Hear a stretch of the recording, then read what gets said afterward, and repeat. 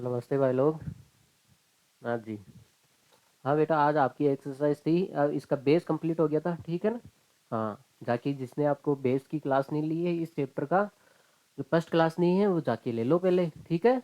हाँ, उसमें बहुत सारा कंटेंट है आपके पास, ठीक है। तो आप देखो, देखिए आज आज आपकी एक्सरसाइज है 6.1। देखो देखिए आप। हाँ, ये क्या बोलती है देखो। हाँ, इसने बोला है सभी वर्त होते हैं, सभी वर्त होते हैं, सर्वांग सम होते हैं या समरूप होते हैं, सर्वांग सम होते हैं या समरूप होते हैं। देखो देखिए, वर्त का मतलब ये हो गया सारे वर्त।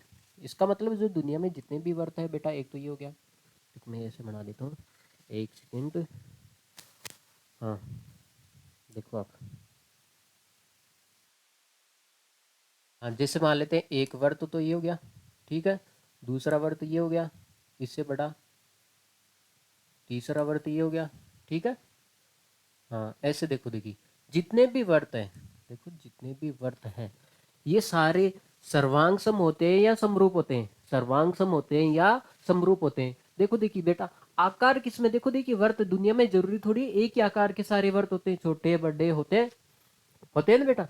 तो ये बात है, जहाँ पे आकार का बढ़ना होता है, जहाँ पे आकार इंक्रीज होता है, जहाँ पे हम इनका आकार बढ़ा सकते हैं, हाँ, वो चीज क्या होती है बेटा, समरूप में आती है, समरूप में आती है। और सर्वांग सम में क्या होता है, सर्वांग सम में क्या होता है, जितना आकार अब भी है उतना ही आकार। जैसे मान लीजिए ये वर्त है, अभी भी इसका आकार इतना ही है। क्या दुनिया में वर्त नहीं होते हैं क्या, क्या दुनिया में वर्त इतने होते हैं क्या, दो की तरह नहीं होते, छोटे और बड़े होते हैं, ठीक है। इसलिए सभी जितने भी दुनिया में जितने भी वर्त हैं आपके सामने, दुनिया में जितने भी वर्त हैं वो कैसे होते हैं बेटा, समरूप होते हैं। कैसे होते हैं, समरूप होते हैं, ठीक है। हाँ, समरूप क्यों होते हैं, देखो देखिए, इसमें टोटल एंगल कितने डिग्री का बन रहा है, 60, है ना, 360। और इसमें भी इसका इतना ही बन रहा है, चाहे कौन सा भी वर्त ले लो उसमें। हाँ, एंगल सेम आ रहा है बेटा, एंगल क्या आ रहा है, सेम आ रहा है, ठीक है। मैंने आपको उदाहरण दिया था, जैसे मान लेते हैं हनुमान जी अपना आकार बढ़ाते हैं, अपना आकार बढ़ाते हैं, तो मतलब उनके आकार में परिवर्तन एक समान रेशियो में होता है, लंबाई चौड़ाई, है ना। हाँ, तो वो सारे किस में आते हैं बेटा, समरूप में होते हैं। हाँ, अब देखो देखिए, अगला देखो देखिए, सभी वर्ग, जितने भी आपके सामने स्क्वायर है, दुनिया में जितने भी स्क्वायर है, वो सर्वांग सम होते हैं या समरूप होते हैं, सर्वांग सम होते हैं या समरूप होते हैं। देखो देखिए, तो मिट ही नहीं रहा है देवा।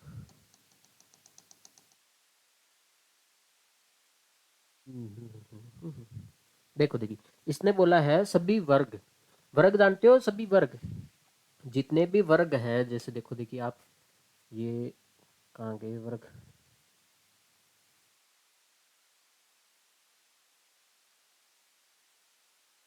ये रहे।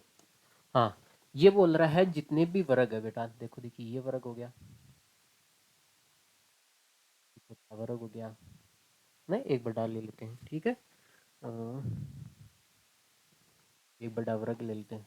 जितने भी वर्ग है, जितने भी वर्ग है, ये एक दूसरे के समरूप होते हैं या सर्वांग सम होते हैं, समरूप होते हैं या सर्वांग सम होते हैं। बेटा सर्वांग सम में क्या होता है कि बेटा एक ही साइज रहता है, आकार में परिवर्तन नहीं होता है। इसमें क्या होता है बेटा, आकार में परिवर्तन नहीं होता है। इसमें क्या होता है, आकार में परिवर्तन हो सकता है, ठीक है। जरूरी नहीं बेटा सारे वर्ग इतने होंगे, कोई बड़े भी होते हैं और कोई इससे भी बड़े होते हैं, ठीक है। जितने भी बड़े हैं, देखो देखिए, वर्ग का प्रत्येक कोण 90 डिग्री का होता है।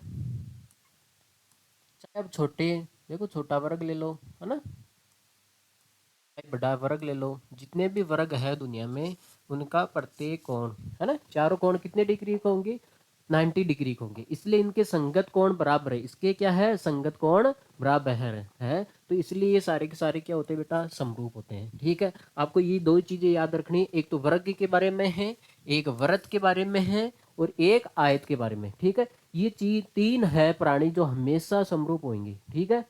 हाँ, अब देखो देखिए, इसने बोला सभी त्रिभुज समरूप होते हैं। एक देखो देखिए, एक और चीज आती है, सभी त्रिभुज समरूप होते हैं। कैसे त्रिभुज समरूप होते हैं, कैसे होते हैं बेटा, समबाहु त्रिभुज होते हैं। क्या होते हैं बेटा, समबाहु त्रिभुज हमेशा ऑलवेज क्या होता है, समरूप होते हैं।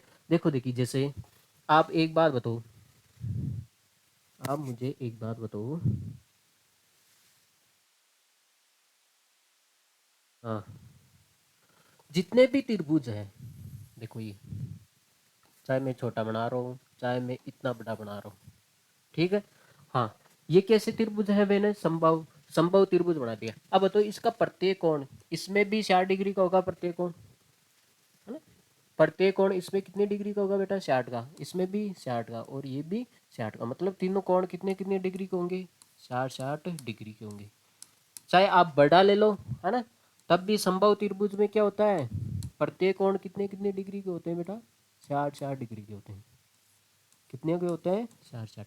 चाहे आप ये छोटका भी ले लो, ठीक है, इसका भी प्रत्येक कोण कितने डिग्री का होगा बेटा, ये भी 60 का होगा, ये भी 60 का और ये भी क्या होगा, 60 का होगा, ठीक है।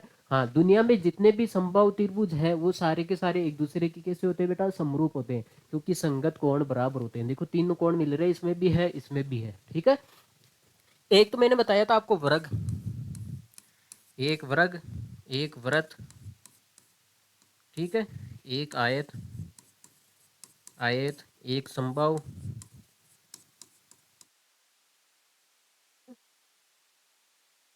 है ना, एक गोला मान लेते हैं, ठीक है, गोला। हाँ, ये सारे के सारे एक दूसरे के क्या होते हैं बेटा, एक दूसरे के नहीं, दुनिया में जितने भी वर्ग हैं वो एक दूसरे के क्या होते हैं, क्या होते हैं बेटा, समरूप होते हैं। क्या होते हैं ये, समरूप होते हैं, ठीक है। जितने भी वृत्त हैं वो एक दूसरे के समरूप होते हैं, जितने भी आयत हैं वो एक दूसरे के समरूप होते हैं, क्योंकि आयत का प्रत्येक कोण कितने डिग्री का होता है बेटा। आप एक छोटा आयत बना लो, चाहे आप एक बड़ा आयत बना लो, है ना, रेक्टेंगल, ठीक है। आप देख रहे हो इसका भी प्रत्येक कोण कितने डिग्री का आ रहा है, 90 डिग्री का। इसका भी प्रत्येक कोण कितने डिग्री का आ रहा है बेटा, 90 डिग्री का। आगे बात समझ में, ठीक है। तो संगत कोण बराबर है इसके, तो जितने भी आयत है वो एक दूसरे के समरूप होते हैं, जितने भी वृत्त है वो भी एक दूसरे के। समबाहु त्रिभुज, जितने भी समबाहु त्रिभुज है एक दूसरे के क्या होते हैं, क्योंकि इनके संगत कोण बराबर हो गए। जहाँ पे संगत कोण बराबर आ जाए वो एक दूसरे के क्या होते हैं, समरूप होते हैं। जितने भी गोले हैं, है ना, गोला आप छोटा बनाओ चाहे बड़ा बनाओ, ठीक है, हाँ, वो भी एक दूसरे के क्या होते हैं बेटा, समरूप होते हैं। आगे बात समझ में, ठीक है। अब देखो देखिए आगे, हाँ, अब देखो इसने क्या बोला है, भुजाओं की समान संख्या वाले दो बहुभुज समरूप कब होते हैं।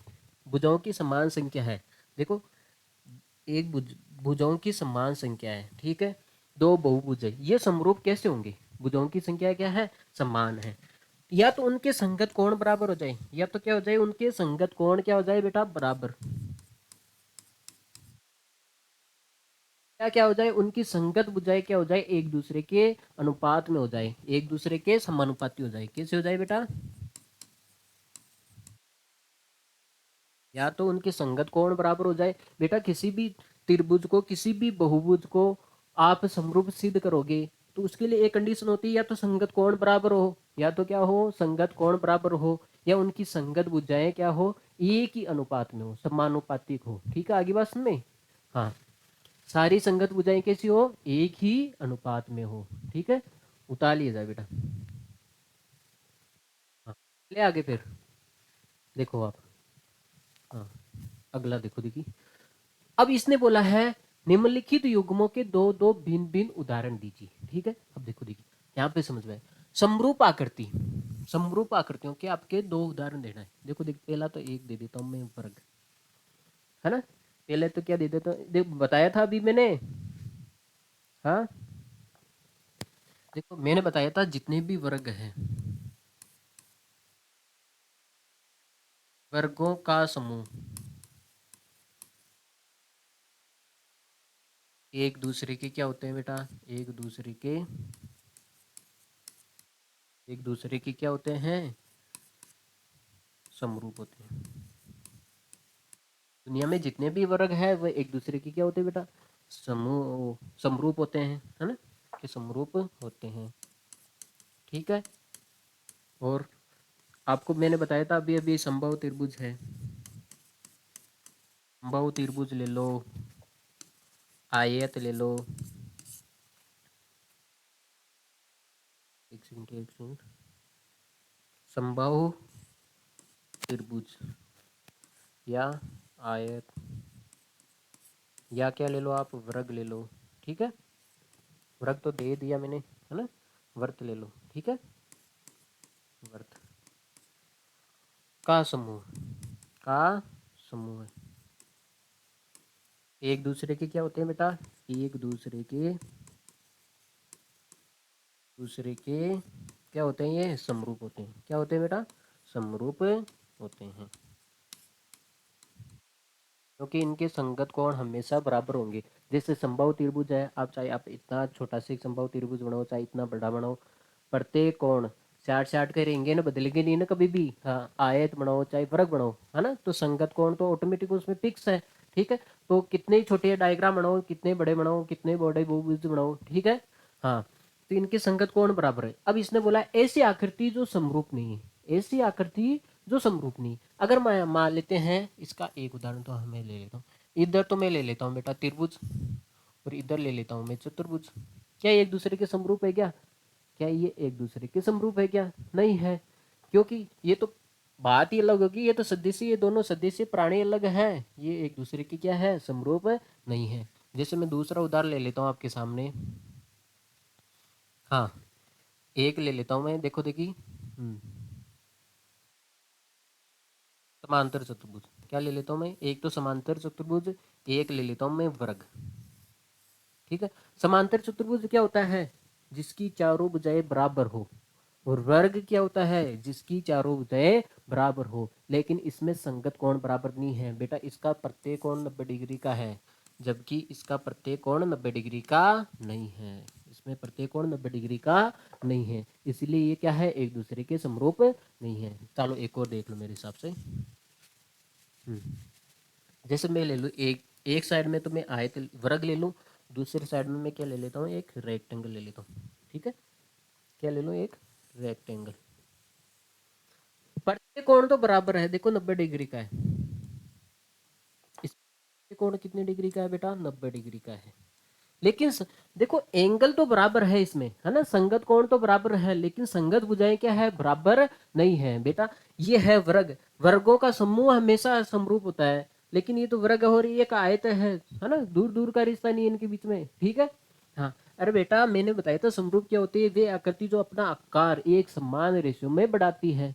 अब बताओ, देखिए मान लेते हैं यहाँ से हनुमान जी ने अपना आकार बढ़ाया, बढ़ाते बढ़ाते बढ़ाते बढ़ाते, ऐसे थोड़ी ना वो, हाँ, कुछ राक्षस बन जाएंगे, रावण बन जाएंगे, नहीं बढ़ेंगे ना, अपना आकार बढ़ाएंगे तो हनुमान जी रहेंगे ना। तो वही बात है यहाँ पे, ठीक है ना। हाँ, तो आकृति कम से कम आकृति तो सेम रखनी चाहिए, आकृति सेम होगी तभी तो क्या होंगे, समरूप होंगे। आपको समरूप नहीं बनाना है तो एक अलग आकृति ले लो, एक अलग ले लो। ठीक है, आगे बात सुनने, ये है। ठीक है, उठा ली जाए, आगे चले फिर। हाँ, वही आ गया उदाहरण, देखो देखिए, बताइए कि निम्नलिखित चतुर्भुज समरूप है या नहीं है। जो आपके सामने है क्वाड्रिलेटरल है, जो ये सिमिलर है या नहीं है, आपको ये बताना है। ठीक है, हाँ देखो देखिए बेटा, इनकी संगत भुजाएं तो देखो देखिए, भुजाओं का अनुपात तो बराबर आ रहा है। देखो देखिए कैसे, देखो इसका और इसका अनुपात लेते हैं तो कितना आएगा बेटा, 1.5/3 ये आएगा। पॉइंट हटाओगे तो नीचे कितना आ गया, 30, 1/2। इसका और इसका भी आप अनुपात लोगे, ठीक है, ये भी 1.5 है, इसका भी पॉइंट हटाओगे नीचे कितना आएगा ये। तो इनकी संगत भुजाओं का अनुपात तो 1/2 1/2 आ रहा है। हाँ, संगत भुजाओं का अनुपात तो इसमें क्या आ रहा है बेटा, बराबर आ रहा है ना, सारी संगत भुजाओं का अनुपात बराबर आ रहा है। लेकिन आप देख रहे हो वर्ग है, इसका प्रत्येक कोण कितने डिग्री का होता है बेटा, 90 डिग्री का होता है। इसका प्रत्येक कोण 90 डिग्री का होता है।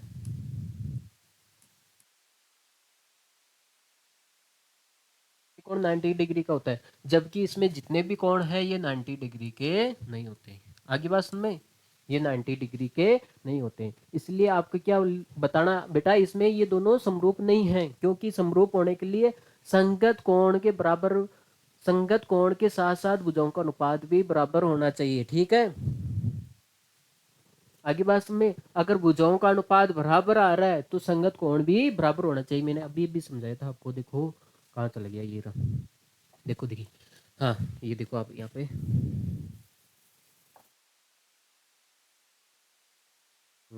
आप ये देखो, वो भुजाओं की समान संख्या, वाले दो बहुभुज समरूप होते हैं।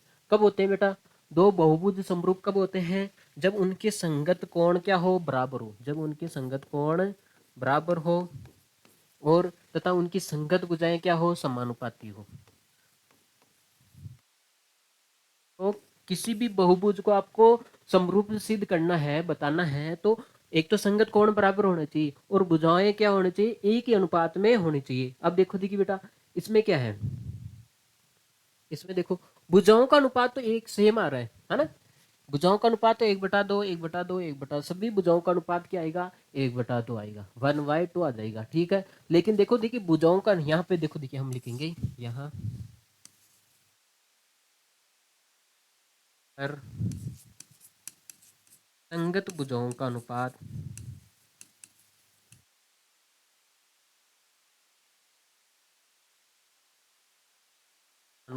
है ना, बराबर है।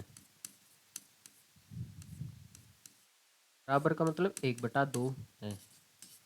जबकि जबकि जबकि जबकि संगत कोण बराबर नहीं है।